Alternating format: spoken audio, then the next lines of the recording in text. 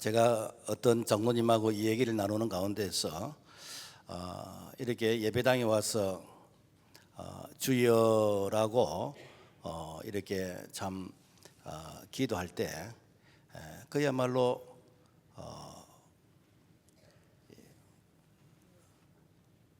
두 눈에 그냥 눈물이 주르르 흐르는 교회 와서 그냥 주여만 외쳐도 눈물이 나고 찬송을 불러도 눈물이 나고 그야말로 이렇게 참 예배당에 앉아서 주님을 묵상할 때 그야말로 눈물이 주르르 흐르더라라는 것입니다. 왜 이렇게 참 교회 와서 주님의 이름을 부르고 그리고 주님을 이렇게 묵상할 때 눈물이 나는가? 그것은 바로 성전에 주님이 계신다, 주님이 보고 계신다, 주님이 나와 함께 하신다라는 것을 이것을 믿음의 눈으로 바라보기 때문입니다. 또 어떤 분은 교회 오면은 이렇게 가슴이 설레인다는 것이죠. 왜 설레는가? 오늘 주님께서 나에게 목사님을 통해서 어떤 말씀을 주실까?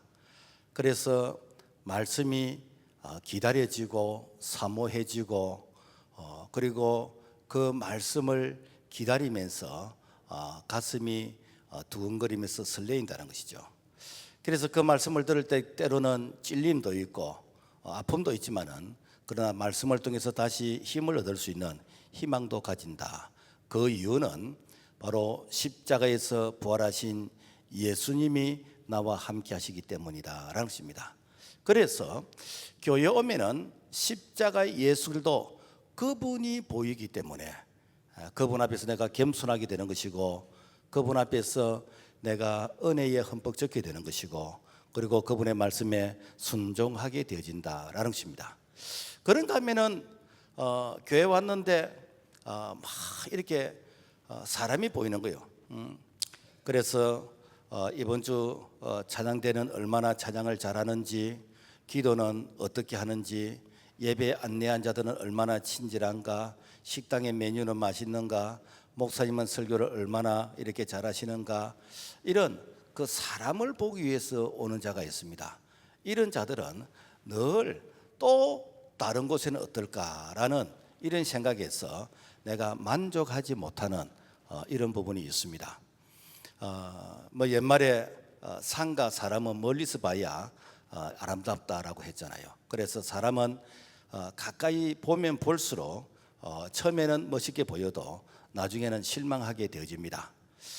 또 어떤 사람은 설교에 은혜 받는 것에 관심이 없고 설교 시간에 이렇게 졸다가 이 설교는 아무개 집사가 들어야 되는데 그러다가 참 이렇게 그 설교의 어느 말에 내가 이렇게 마음이 상하는 이제 이런 경우, 또 교회 와서 사람들이 내게 대해서 뭐라고 말을 하는가, 또 한 주간 동안 그 이전에 동안 내가 모르는 무슨 교회 비밀이 있는가, 교인들 중에 무슨 일이 있는가, 그래서 사람들의 그런 이야기에 아주 민감한 이런 경우, 이런 사람들은 사람들의 말에 의해서 시험에 들게 되는 것이고 남의 말에 의해서 내가 이렇게 얼음을 취하게 된다라는 것입니다. 왜냐하면 그 심령에는 바로 성령의 임재가 없기 때문에, 그래서 심령이 메말라지게 되는 것이고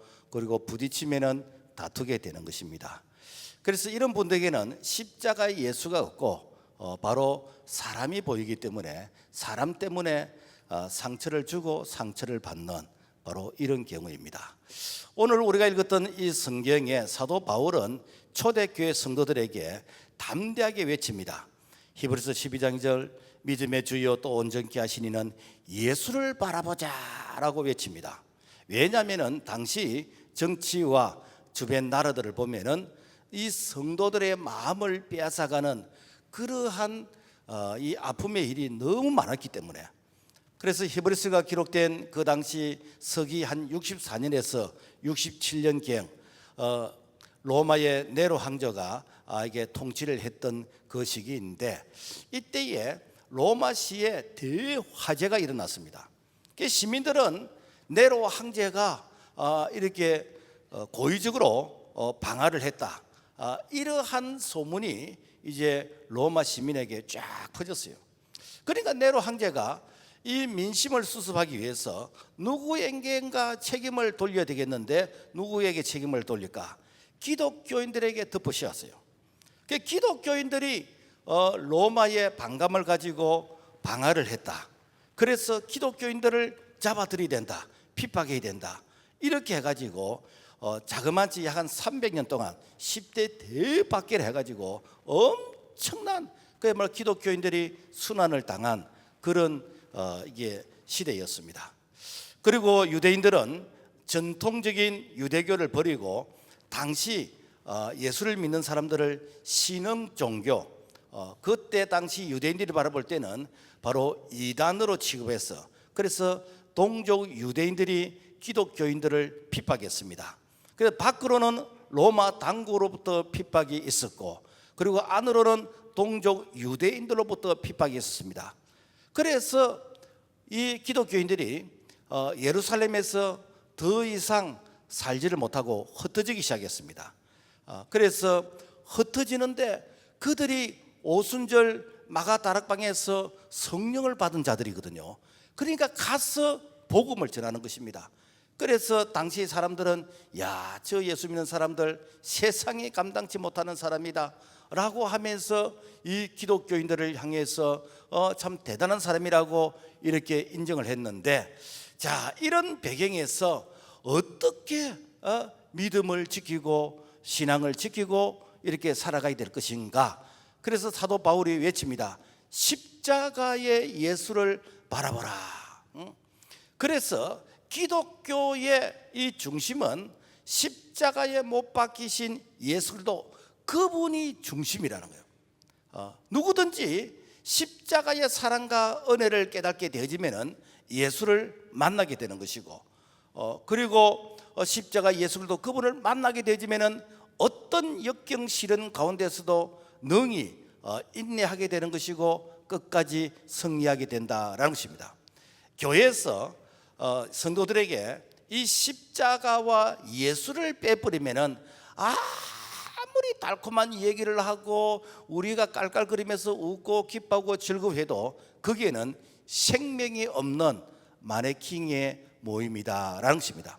교회에서 십자가 예수도 그분을 만나지 못하면은 마치 요즘은 AI가 사람의 역할을 대신하는데 그야말로 AI의 그 기계의 소리를 듣게 되어지는 생명 없는 그런 문화에 내가 길들여져 있다라는 것입니다. 자, 그렇다면은 나의 신앙은 어떤 모습이 되어야 될까? 첫째, 믿음의 경주를 하자라는 것입니다. 오늘 히브리서 12장 1절, 이러므로 모든 무거운 것과 얽매기 쉬운 죄를 벗어버리고 인내로서 우리 앞에 당한 경주를 하며. 당시 그리스 로마 시대에 주로 한 경기가 있는데 이것이 무엇인가? 이것이 달리기였어요. 그래서 초대교회 이 성경의 내용에 보면은 그 당시에 아주 중요한 그런 어떤 이슈, 문화들이 성경에 기록되어 있는데, 그래서 빌보서 3장 14절 보면은 표대를 향해서 달려라, 이 말이 무엇인가? 바로 당시 이렇게 경주를 했다는. 그리고 그 당시는 권투를 많이 했어요. 그래서 고린도서 9장 26절 보면은 싸우기를 허공을 치는 것 같이 인하여, 그러니까 권투를 하다 보니까 이렇게 펀치를 날리는데 허공을 날리는 그런 펀치도 있더라는 것입니다. 그리고 또 그 당시에 레슬링을 했어요. 에베소 6장 12절 보면은 우리의 씨름은 혈과 육에 대한 것이 아니요 씨름이 무엇인가 넘어뜨리는 거예요. 그 레슬링이에요, 레슬링. 그리고 그 당시에 맹수와 싸웠습니다. 고린도서 15장 32절, 내가 맹수와 더불어 싸우면 내일 죽일 터이니. 그런데 여기에 출전하는 선수들이 어떤 사람인가? 뭐 각 도 군에서 이렇게 선발된 이런 사람이 아니고, 여기에 출전한 사람은 그때 당시 기독교인들을 죄인 취급을 했습니다. 죄수 취급을 했습니다. 그래서 기독교인들을 잡아가지고 이 기독교인들을 이 경기에 이렇게 투입을 시켰는데, 여기서 이기면은 죄를 이렇게 면해주고 지면 어떤가, 그야말로 죽게 되는 것이요.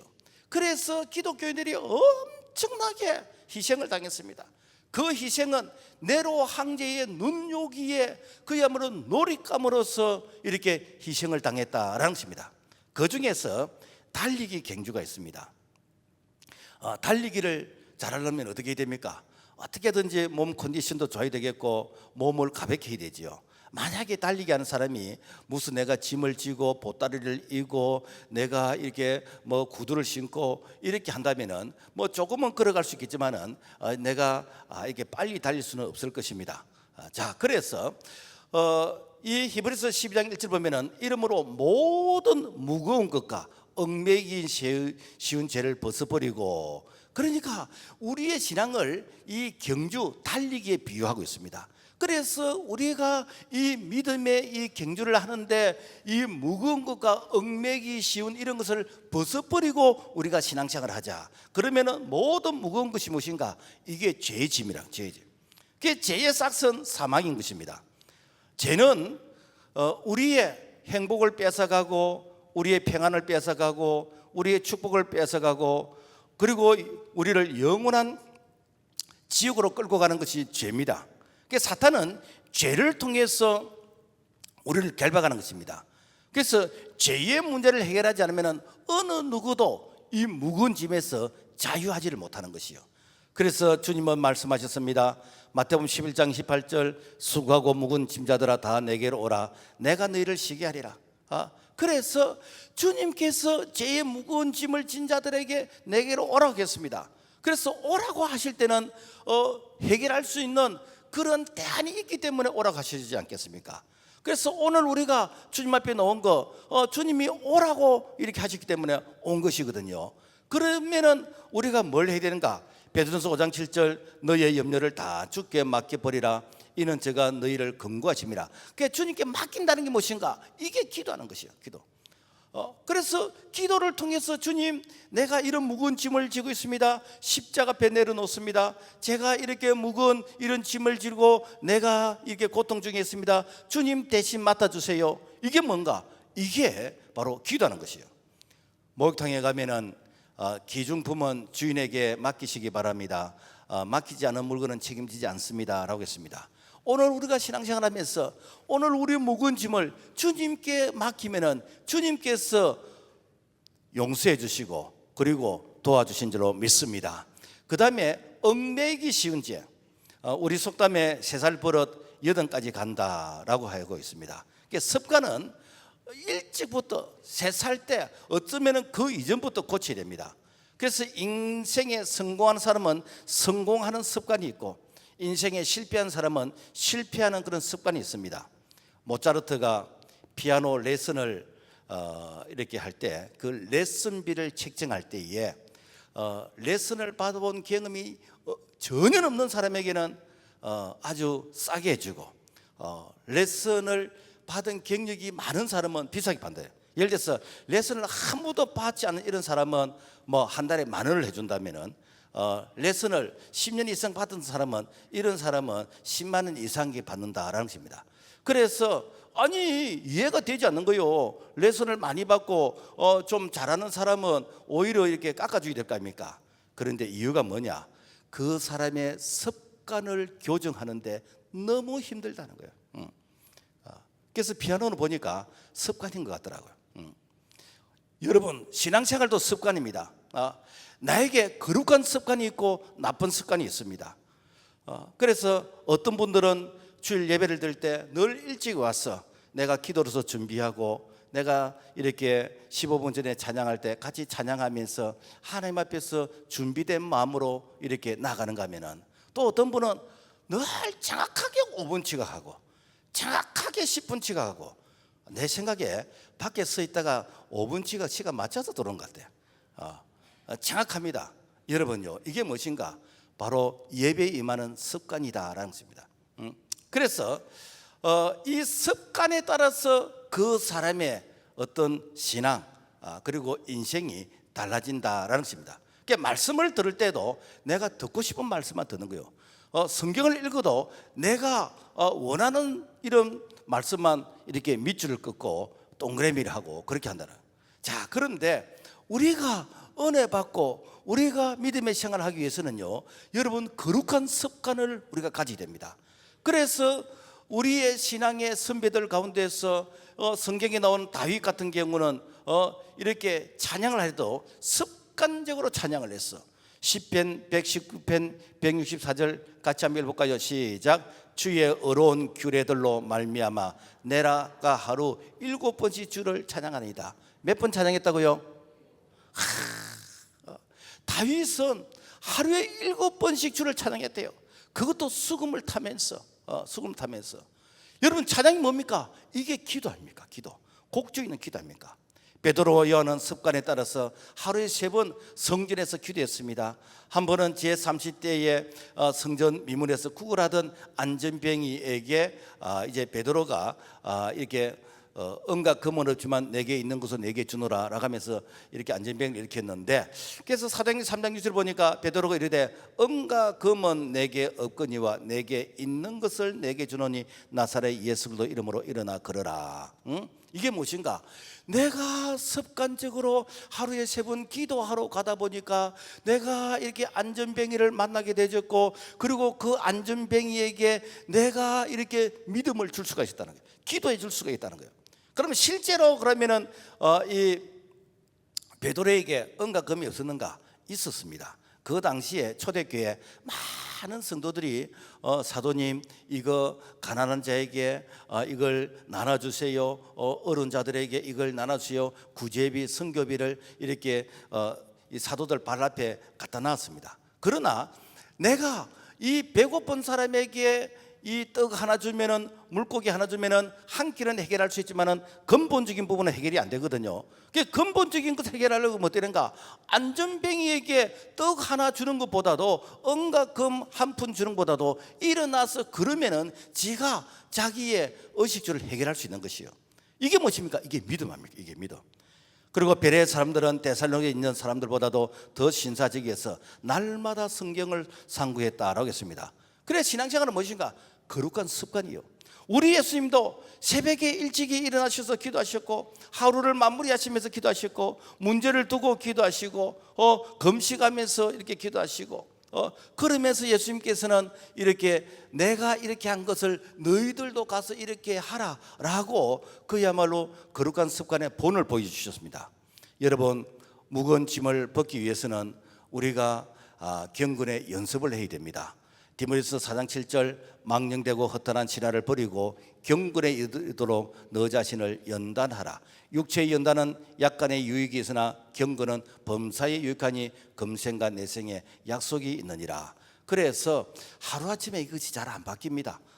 그래서 내가 이 습관을 고치기 위해서는요, 내가 정말 내가 이 운동 경기 하듯이 내가 이렇게 힘쓰고 애를 쓰고 노력하면서 우리가 거룩한 습관을 바꾸게 되지면 그 거룩한 습관이 우리를 신앙적으로 성공적인 사람을 만들 것이고, 우리의 인생이 가장 빛나는 그런 성공적인 인생이 될 줄로 믿습니다.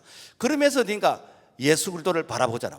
그래서 히브리서 12장 2절, 믿음의 주요 또 온전케 하신 이는 예수를 바라보자. 여기서 바라보자, 이 말은 단순히 내가 보다라는 그런 뜻이 아니라 주변에 다른 것을 보지 말고 오직 예수 그분에게 필히 꽂혀서 그분에게 시선을 집중하자는. 그래서 그 예수도 그분에게 내가 눈이 꽂히는 것이요. 그래서 이것은 내가 잠시 한 번만 이렇게 눈을 돌려서 보는 게 아니고 지속적으로 예수님께 눈을 고정시키는 것입니다. 요즘은 뭐 다 트랙터가 이제 논밭을 갈고 합니다만은, 옛날에는 이 소가 쟁기를 끌면서 이렇게 일을 했거든요. 저도 이렇게 소가 쟁기를 끄는 그런 밭에서 일을 할 때 이게 아버지가 일하시다가 이제 잠시 쉬면은 제가 이제 한번 쟁기질 한번 해보려고 이렇게 일하는데, 근데 소들이요 희한하게 합니다.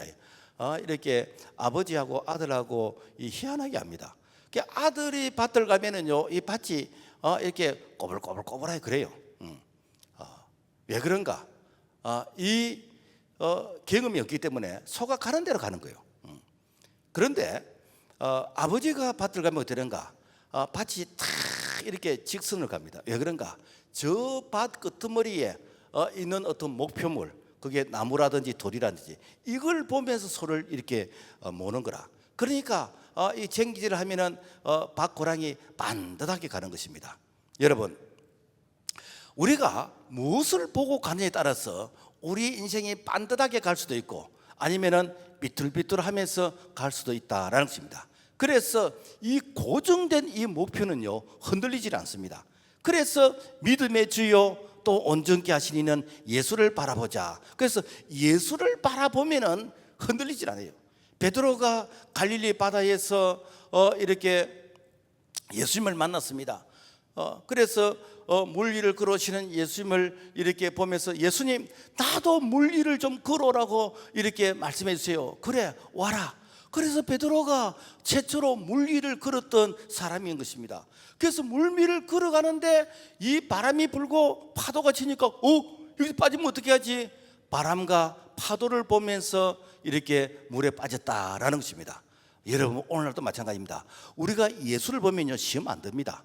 우리가 예수를 바라보면요 우리가 흔들리지 않습니다. 그러나 자꾸만 주변의 바람소리, 주변의 환경을 보니까 마음을 뺏기게 되는 것이고 내가 시험에 들게 되는 것이거든요.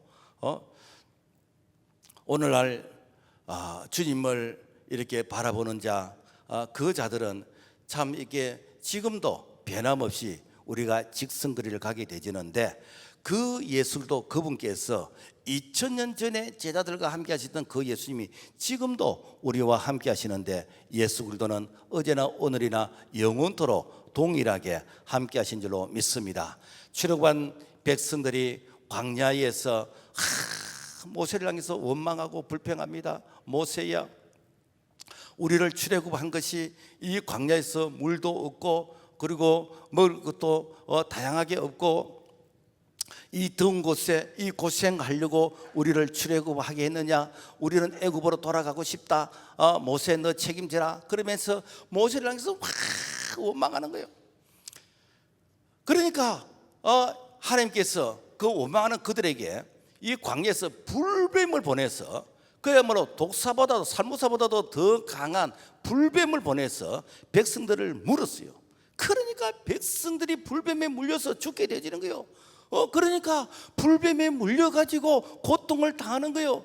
그러니까 고통을 당하면서 이렇게 모세님, 우리가 지금 불뱀에 물려서 지금 이 독이 몸에 퍼져서 좀 죽게 되었습니다. 하나님께 기도해서 이 불뱀 좀 없게 해달라고 막 이렇게 간구를 하는 것입니다. 그래서 모세가 하나님께, 하나님, 이 백성들이 불뱀에 물려서 지금 이게 이 불뱀이 물지 않게 해달라고, 그리고 물린 자들이 좀 낫게 해달라고 이렇게 간구하는데 어떻게 했으면 좋겠습니까? 그래서 민수기 21장 8절이니까 불뱀을 만들어 장대 위에 매달아라. 물린 자마다 그것을 보면 살리라. 불뱀을 어떻게 만듭니까? 노스로서 이 뱀을 이렇게 만들어 가지고 이걸 장대 위에 이게 국기처럼 딱 달아놓은 거예요. 자, 누구든지 저 장대 위에 있는 저 노뱀, 저 불뱀을 이렇게 모형을 해서 만든 저 노뱀을 바라보며 살리라. 그래서 그 노뱀을 바라본 자는 살게 된 거예요. 그래서 노뱀을 바라보면서 광야에서 뭐 물이 없다, 덥다, 그 다음에 메뉴가 왜 단조롭냐, 이런 불평이 싹 사라지게 돼버려요. 여러분요, 우리가 야구를 보면서 참 이렇게 뭐랄까, 어떤 그 허망한 그런 그 순간들이 들어 있습니다. 타자가 홈런을 쳤어요. 그래서 이 공이 저기 담장 너머로 가는 거, 그걸 보면서 기뻤어. 그 공을 보면서 뛰는데 진작 내가 밟아야 될 베이스를 안 밟은 거라. 그러면 어떻게 됩니까? 내가 홈으로 돌아와도 실격입니다. 여러분, 오늘 우리가 세상이 너무 좋아서, 세상의 성공에 취해서 내가 너무 기뻐서, 그래서 예수를 보지 않고 여러분과 인생을 살면은 주님께서 그 인생은 실격이란 거예요. 실격. 그래서 오늘 우리는 참 정말 기쁠 때나 슬플 때나 어떤 상황 가운데서도 우리가 십자가의 예수 그리스도 그분을 바라보는 것이, 이것이 우리의 믿음을 지키는 자인 줄로 믿습니다. 그래서 십자가를 보면은 인내하게 되는 것이요. 마라톤 풀코스가 42.195km잖아요. 그래서 선수들은 41.195km를 달리기 위해서 그래서 페이스 조절을 합니다. 처음부터 100m 달리기처럼 그렇게 하면은 나중에 지치잖아요. 그래서 이 마라톤 선수들이 42.195km를 달리기 위해서 이렇게 페이스를 조절하는데 마의 구간이 있대요. 그게 언젠가 32km 정도 됐을 때, 그러니까 약 한 10km를 남기다 놨을 때, 이때에 내가 포기하고 싶은데 얼마나 남았는고, 내가 더는 못 뛰겠다. 이때에 많은 분들이 그야말로 포기를 한대요. 포기를 한대요. 여러분요, 우리 신앙생활도 쉬어가고 싶은 그런 유혹이 올 때가 있습니다. 내가 이번 한 주는 쉬고 싶은데, 내가 새벽기도 내가 하루 쉬고 싶은데, 내가 금요철라도 내가 하루 쉬고 싶은데, 내가 이번 1년 동안은 내가 교회 봉사 아무것도 안 해야지. 이게 무엇인가? 마의 구간 32km의 지점이란. 여러분요, 한 번 쉬면은요 다시는 하기 싫습니다. 다시는 하기 싫어요. 그래서 우리에게 내가 힘들지만은 내가 인내하면은요 계속해서 이렇게 에너지 힘이 생기는 것이요. 히브리서 12장 1절, 이러므로 인내로서 우리 앞에 당한 경주를 경주하며. 그래서 인내에는 반드시 보상이 있습니다. 하나님이 주신 축복을 받으려면 인내가 필요한데, 히브리서 10장 36절, 너희에게 인내가 필요하면 너희가 하나님의 뜻을 행한 후에 약속한 것을 받기 위함이라. 그래서 우리가 인내하면 반드시 보상이 있다는 거예요. 1849년 미국 캘리포니아에서 이 그 서부에 그 황금의 해라고 할 만큼 그쪽에 이 금이 뭐 노다지로 뭐 많이 나는 거라. 그래서 니도 나도 할 거 없이 사람들이 이게 서부 캘리포니아로 모여서, 그래서 이 금 이게 강산을 이게 사가지고 이제 이 노다지 금을 캐기 위해서 이제 금강을 이게 샀는데, 그런데 아무리 봐도 금이 안 오는 거예요. 그래서 여기는 금이 없는가 보다라고 생각하고, 그래서 싼 가게에 다른 사람에게 넘겼어. 다른 사람은 금이 안 나온다는 이게 금강을 싸게 사가지고 한 1m 정도 파니까 그야말로 노다지만 금이 금 강맥이 있는 것이요. 그래서 이분은 막 엄청난 부자가 됐어.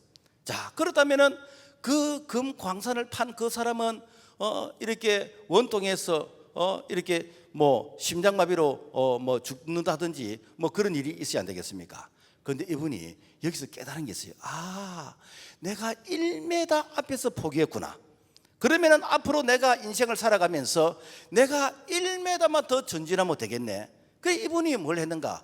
이제 보험회사 들어가서 영업사원을 하는 거예요. 그래서 다른 사람이 다 안 된다고 할 때 나는 1m만 더 내가 접근하겠다. 내가 1m만 내가 더 노력하겠다. 그래서 1m의 철학으로서 내가 열심히 했는데, 그분이 전국에서 이게 제1의 보험회사 이렇게 실적을 올린 사람이 되었다라는 것입니다. 여러분, 오늘 우리에게도 1m라는 것이 있습니다. 이게 무엇인가? 내가 1시간만 내가 더 기도하자. 내가 그야말로 포기하고 싶을 그때에 내가 조금만 더 내가 노력하자. 그래서 내가 포기하고 싶을 그때에 내가 조금 더 기도하고, 내가 조금 더 인내하고, 내가 조금 더 믿음으로 살려고 이렇게 애를 쓰게 되어지면은 어떠는가? 반드시 하나님께서 여호와 이레로 예비하신 은혜가 있다라는 것입니다. 그래서 우리의 신앙생활도 사실은 이기는 자가 승리하는 것이 아니라 끝까지 견디는 자, 끝까지 인내하는 자, 그 자가 승리합니다. 그래서 인내하다의 그 원뜻은 끝까지 살아남는다라는 그런 뜻이 있습니다. 그래서 로마서 5장 3절과 4절에 보면은 우리가 환난 중에도 즐거워하나니 이는 환난은 인내를, 인내는 연단을, 연단은 소망을 이런 줄 압니다. 자, 그렇다면은 아이고 목사님, 그 인내라는 게 그게 그렇게 쉽습니까? 쉽지 않지. 그래서 인내를 할 때 우리가 어떤 생각을 해야 되는가? 예수를 깊이 생각하는 거예요. 예수님은 이런 상황 가운데서 어떻게 인내하셨을까? 히브리서 12장 3절, 너희가 피곤하여 낙심하지 않기 위하여 죄인들이 이같이 자기에게 거역한 일을 참으신 일을 생각하라. 이거 생각하라, 이 말은 계속해서 이게 반복해서 떠올리라. 떠올리라. 여러분요, 예수님께서 십자가를 어떻게 참으셨는가? 십자가는 당시 아주 이게 수치와 그리고 이렇게 잔인한 그런 사형의 이 틀이었고, 이것은 부끄러움의 그런 대상이었습니다. 그래서 이 십자가를 진다라는 것은 그 죽음도 고통스럽지만은 사람들로부터 손가락질 당하는, 사람들로부터 이게 저주의 그런 욕을 듣는 거, 이게 정말 고통스러운 것이요. 자, 그런데 예수님은 의인으로서 십자가에 달려 죽는 것이요.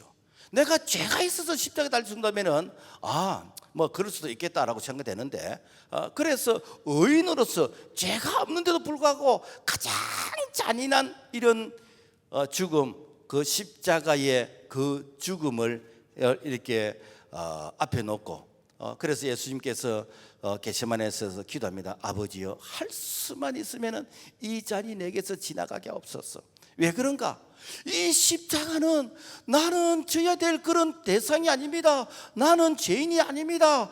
나는 사람들부터 손가락질 받을, 사람들부터 입방아를 찢는 나는 그런 대상이 아닙니다. 그런데 내가 왜 십자가를 져야 됩니까?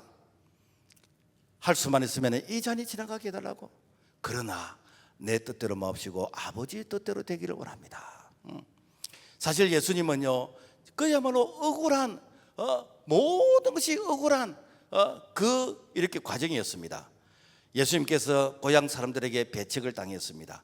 그래서 선지자가 참 이렇게 고향에서는 존경받지 못한다 할 만큼 그래 고향에서 우리가 알기로 예수는 이렇게 나사렛 예수, 아버지는 목수고 우리가 아는 그 예수는 평범한 동네의 이웃집 아들이 아닌가, 이렇게 생각하는, 그리고 로마 군병들로부터 네가 유대인의 왕이냐라고 하면서 이렇게 희롱을 당하시고, 그리고 대제사장과 서기관들과 종교 지도자들이 지가 남은 구원하면서 자기는 구원할 수 없다라고 하면서 희롱을 하시고, 바리새인들도 헤롯도 예수님을 향해서 비웃었습니다. 자, 예수님은 이런 모든 희롱과 모욕을 참으시면서 아버지의 뜻이기 때문에, 하나님의 뜻이기 때문에 내가 이 모욕을 참으신 것이요.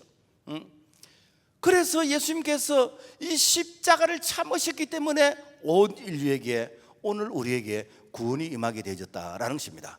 그래서 인내하는 자, 참는 자, 바로 그 자가 이렇게 승리하는 자이다라는 것입니다. 자, 그러면은 우리가 인내하는 자, 이런 자에게 하나님께서 위로를 주시는데, 히브리서 12장 1절 보니까 예수를 바라보자 그는 하나님 보좌 우편에 앉으셨느니라. 그러니까 십자가 다음에 반드시 뭐가 있는가? 부활이 있다는 거예요. 부활은 승리의 상징입니다. 부활은 위로인 것입니다.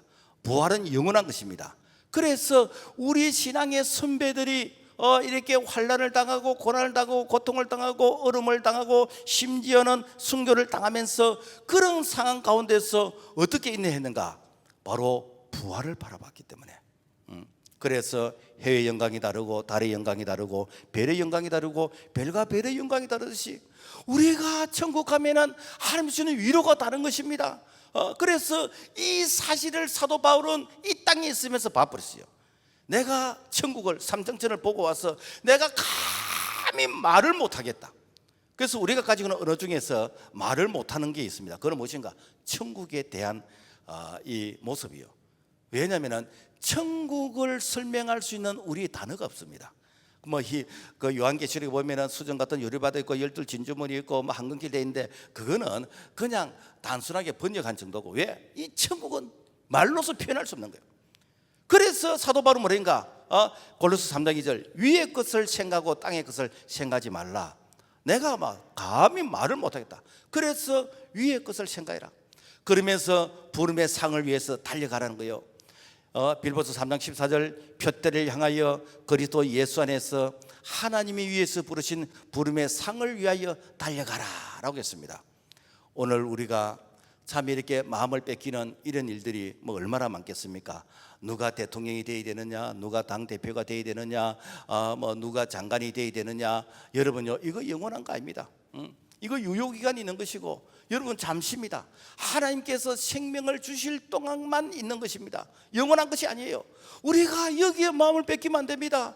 우리는 영원한 것에 우리가 이 시선을 집중해야 됩니다. 우리는 영원한 것을 바라봐야 됩니다. 그분이 누구신가? 부활하시고 성천하시고 지금도 하나님 보좌 우편에 계시면서 성령으로 우리와 함께 하시는 바로 예수도 우리가 그분을 바라보게 되어지면은 오늘 우리가 이 땅에 살아가면서 우리의 마음에 참 이렇게 힘들고 어려운 부분들을 극복할 수 있는 그런 힘이 나게 될 줄로 믿습니다. 그래서 성경에는 반드시 수고한 대로 우리에게 상을 약속하셨어요. 그것을 멸류관이라 그랬어요. 멸류관. 아이고 그 목사님 그 멸류관이 머리에 쓰는 것입니까? 이것은 하나의 어떤 우리에게 이해를 돕기 위해서 이렇게 이 표현한 것이고, 하나님께서 각 사람에게 그 행한 대로 위를 주시는 것이에요. 그래서 이 땅에서 화평을 위해서 피스메이커로서 이렇게 절제한 자들에게는 썩지 않는 멸류관을 주시고, 끝까지 믿음을 지킨 자 이런 자에게는 의의 멸류관을 주시고, 그리고 시험을 참는 자들에게는 생명의 멸류관을 주시고, 그리고 이렇게 목양을 잘한 자에게는 영광의 멸류관을 주시고, 그리고 전도를 많이 한 자에게는 기쁨의 멸류관을 주신 거예요. 그래서 사도 바울은 우리의 수고가 이게 끝이 아니다. 반드시 보상이 있다. 반드시 위로가 있다. 그러면서 골로새 15장 58절 같이 한번 읽어볼까요? 시작. 그러므로 내 사랑하는 형제들아 견실하며 흔들리지 말고 항상 주의 일에 더욱 힘쓰는 자들이 되라. 이는 너희의 수고가 주 안에서 헛되지 않은 줄 알미라. 절대로 공짜 없습니다. 반드시 우리 하나님께서는 행한 대로 심은 대로 거둔다라고 약속하셨습니다. 그래서 우리가 멸류관을 보기 위해서 우리가 일한다기보다는 우리가 주님 바라보면서 우리가 십자가를 보면서 참으면서 우리가 인내하면은 이 모든 과정이 무엇인가 다 하나님께서 천국의 비디오를 찍어서 때가 되면 우리 하나님께서 우리를 위로해 주시는 그런 모든 참 은혜가 될 줄로 믿습니다. 말씀을 맺겠습니다. 인생의 최종 평가는 천국문에서 합니다. 그래서 천국문 앞에서 주님께서 평가하실 때에 나더러 주여 주여 하는 자마다 천국에 다 들어갈 것이 아니요 다만 하늘에 계신 내 아버지 뜻대로 행하는 자에 들어가리라. 많은 사람들이 주여 주여 했습니다. 많은 사람들이 교회 왔습니다. 찬양도 불렀습니다. 그런데 이 불법을 행하는 자야 내가 도무지 너를 알지 못하겠다 라고 말씀하신다면은 여러분요, 우리가 살아왔던 인생이 얼마나 허무하겠습니까? 뭐가 불법이겠습니까? 예수를 바라보지 않은 자. 뭐가 불법입니까? 십자가를 바라보지 않은 자. 내가 사람 바라보고 내가 환경 바라보고 내가 사람을 통해서 내가 어떤 인정을 받으려고 했다면 그것은 바로 불법이 될 수가 있다라는 것입니다. 그래서 여러분 우리가 주님 바라보면서 우리가 걸어가게 되어지면 때에 따라서는 뭐 십자가의 그런 길과 같은 고통이 있을 수 있지만 분명한 것은 우리에게 영원한 부활이 기다리고 있는 줄로 믿습니다. 우리가 이렇게 신앙생활하면서 아니면 우리가 사회생활하면서 자기 자신에게 한번 진단을 해보세요. 내처럼 이렇게 살은 사람 중에서 성공한 사람이 있을까? 내처럼 이렇게 사는 사람 중에서 신앙적으로 정말 이렇게 훌륭한 사람이 있을까? 있다면 그대로 사십시오. 그러나 있지 않다면 바꿔야 됩니다. 어떻게 바꾸는가? 십자가 예수도 그분을 바라보는 그런 시선으로 우리의 가치가 전환되어질 때에 우리의 걸음이 결단코 이렇게 부끄럽지 않는 그런 믿음의 걸음이 될 줄로 믿습니다. 하나님 아버지 감사합니다. 오늘 이렇게 세상이 혼란스럽고 가치관이 이렇게 흔들리는 이러한 때에 오직 예수도 그분만 바라보고 그분에게 우리의 시선을 이렇게 고정할 수 있는 그런 믿음, 그런 우리의 신앙의 인내가 될 수 있도록 우리를 도와주시옵소서. 예수 이름으로 기도합니다. 아멘.